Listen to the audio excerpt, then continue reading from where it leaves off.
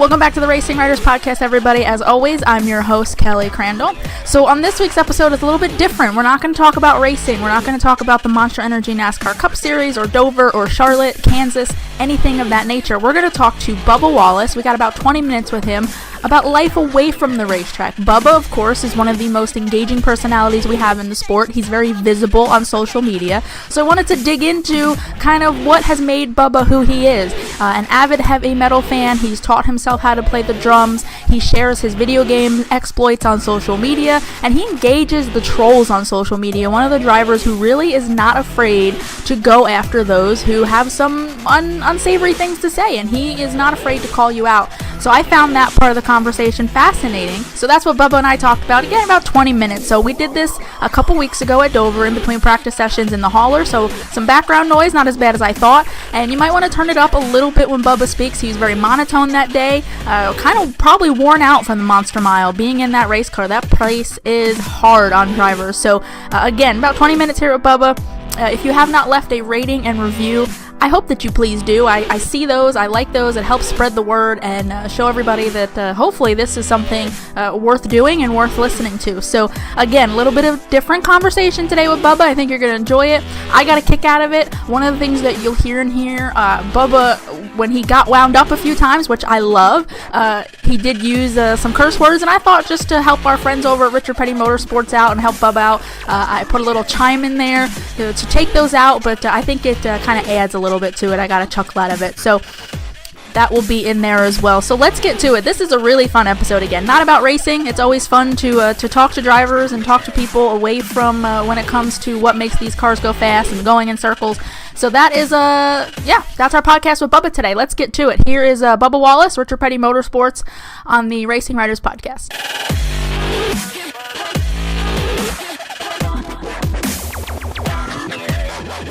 Bubba Wallace, you've been Mr. Popular today. So one racing question before I get to some fun stuff.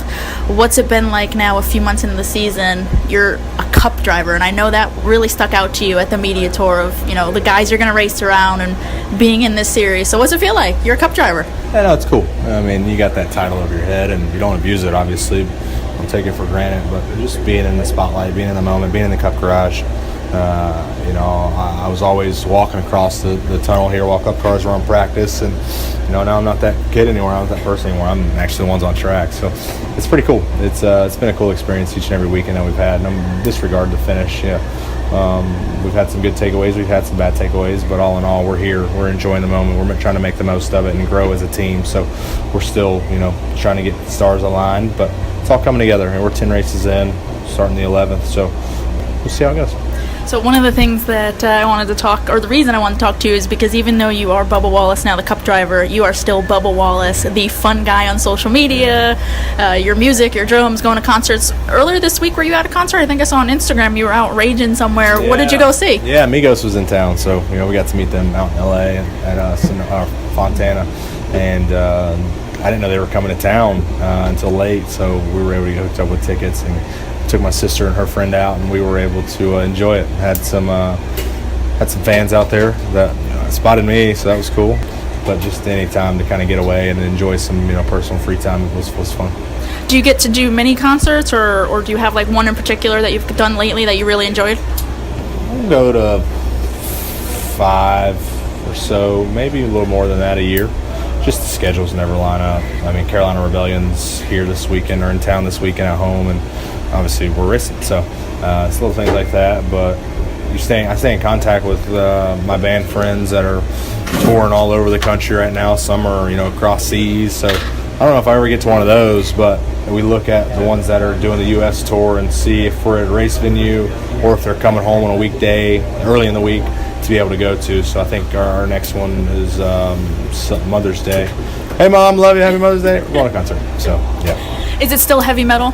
I mean, we had talked a couple years ago, and you said that that's really what you've been into. Yeah, mostly heavy metal. I was able to view the rap hip hop concert with Migos, and then kind of compare the two from all the ones that I've been to, and it's total different vibes. It's totally different. Obviously, it's a smaller venue for the heavy metal stuff, and it's a little bit more violent, but just the energy, I feel like, is a little bit higher at heavy metal concerts. So. What was it about heavy metal that drew you to it? Because it's kind of unique in a sense. What was it that you were drawn to? Yeah, just the drums, really. I remember Avenged Sevenfold, Unholy Confessions was my first song that got me into it.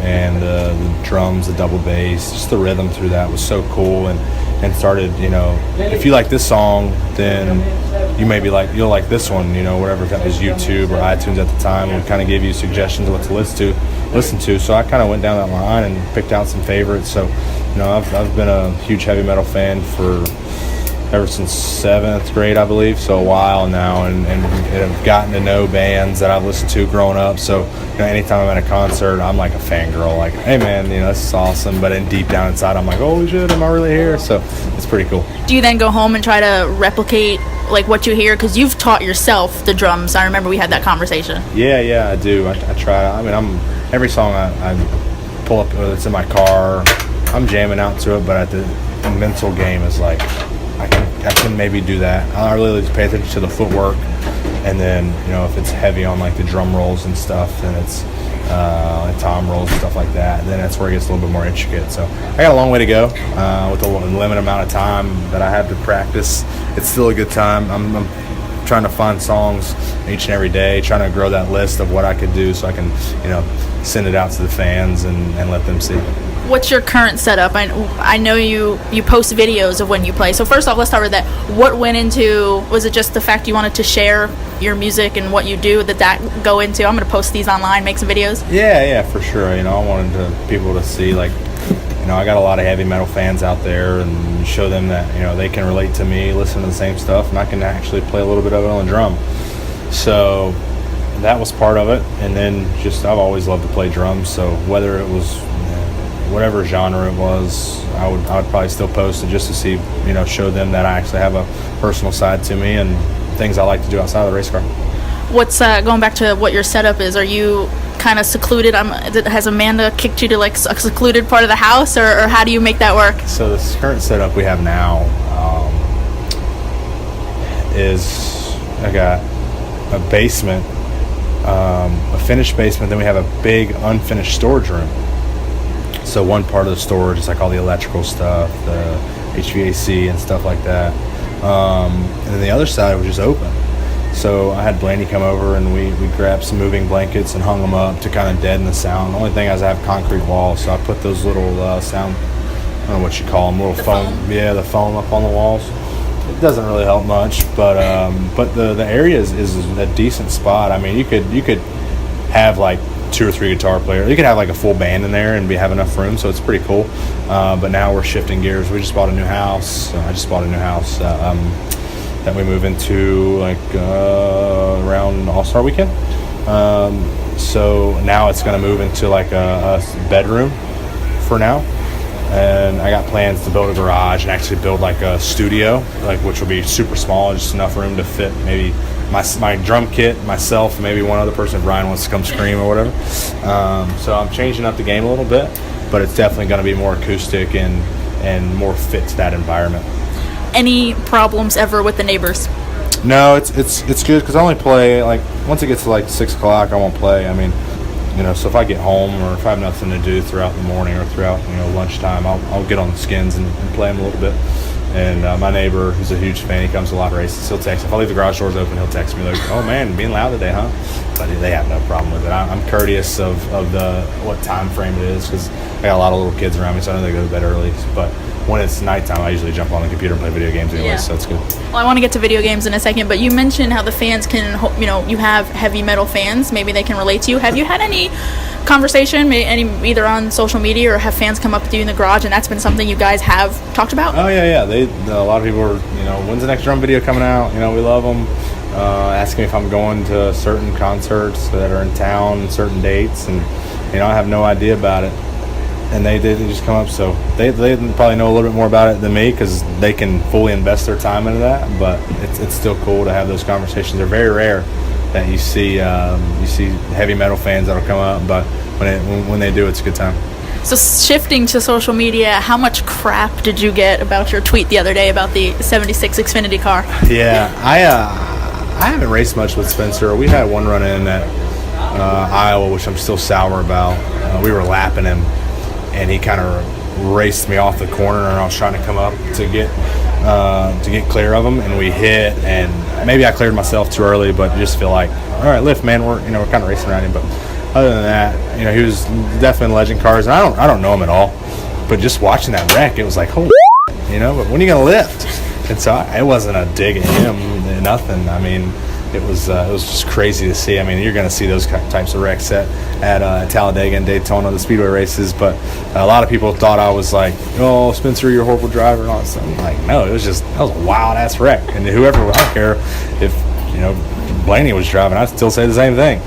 And so it's just funny how people take it and run off with it, and I just sit there and laugh. So it wasn't like I posted anything super offensive, so I was okay with it. It was funny. To me, it was, Bubba being Bubba. You put yourself out there. But when it comes to social media, how much are you conscious of what you are putting out there, or do you just, hey, this is what I think, this is what I'm doing, I'm going to post it? Yeah, I got a lot of drafts.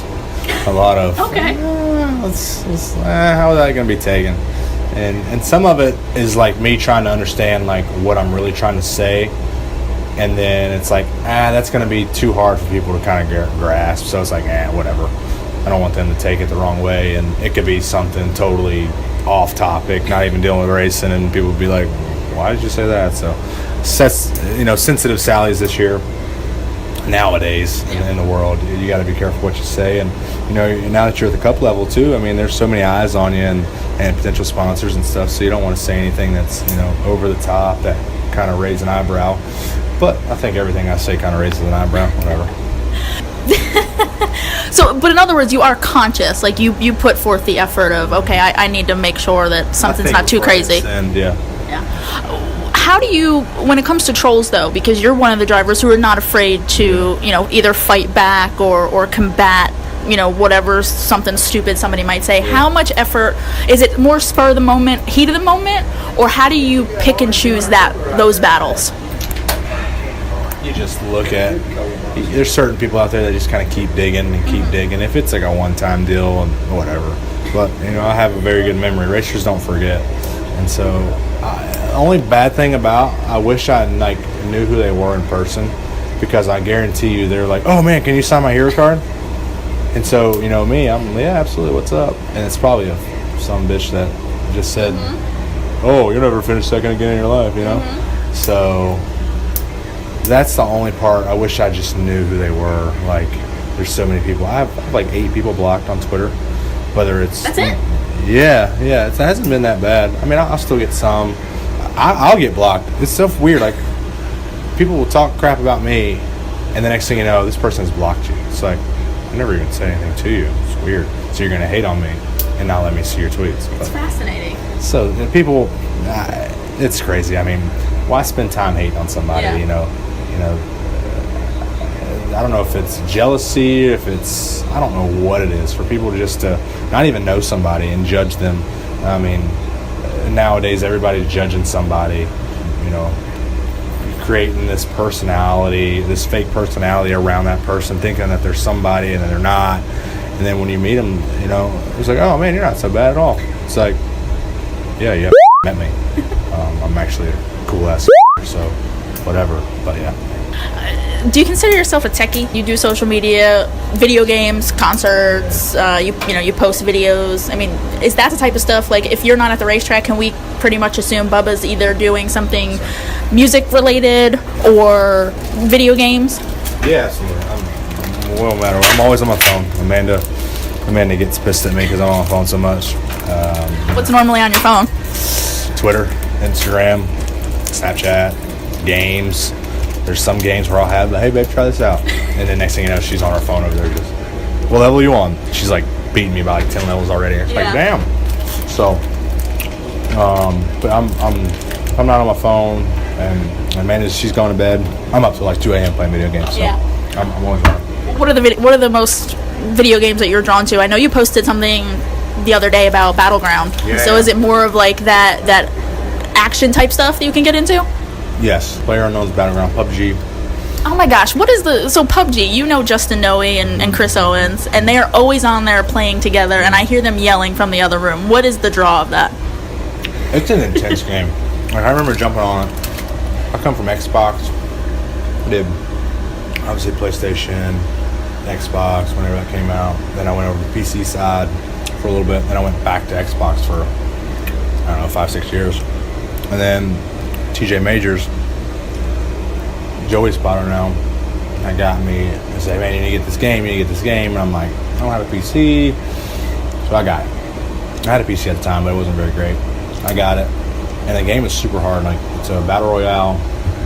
You versus 99 others. You land with nothing. You gotta go find your weapons, find your loot, backpack, helmet, vest, and try to survive.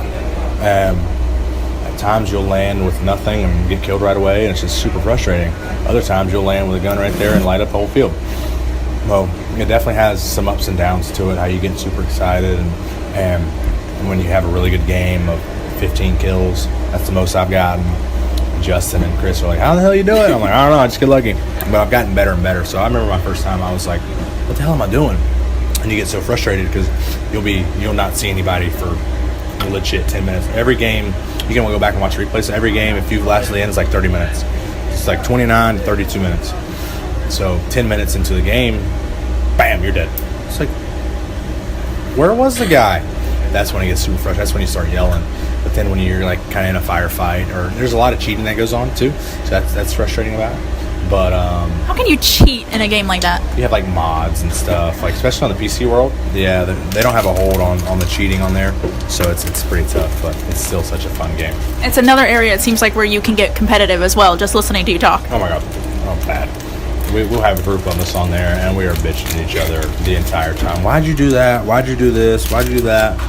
And I just love it. They probably think I'm like, oh, Bubba probably thinks he's so good. And I look at how many did y'all have? I had 8. I had 2, 1. Okay, so who's better? It's better. So. Are any of these another way where you're able to interact? Going back to music, you can interact with fans that way. What about video games? Have you ever played online with fans and been able to interact that way? Yeah. We stream. I got a Twitch account. Getting more heavily involved in that. And just explain. I didn't mean to cut you off. Just explain what Twitch is, because a few of us have seen it. Is it a video or is it a streaming platform? So whatever you're doing, you can capture your screen and just show people what you're looking at, and they can watch my gameplay. We'll have a webcam looking back at me, so I can talk directly to them via webcam, answer their questions. They have a chat box they can type in, and then if we get bored throughout the night, anybody want to jump on and play with us? We'll invite people to come through, and I'm like, are you any good? Because if not, I'm kicking your ass. And we've had some good people, we've had some bad people, but all in all, it's still a good time, and it goes a long way for them. So mostly, again, it sounds like it's all that active type video games that you can do. So whether it's those survival type games, anything else? I haven't been on anything else really. I got so heavily invested into it. TJ was like, hey, you should get a gaming laptop, take it on the road, and I'm like, okay. So got the setup in the bus, so when the internet's hardwired in and all that stuff, so it works out pretty good. But I also have the Xbox in the bus, so like Blaney comes over, Chase comes over, we'll play. I went and bought 3 games last night. I bought UFC, FIFA, and basketball, things like that, just to keep us busy.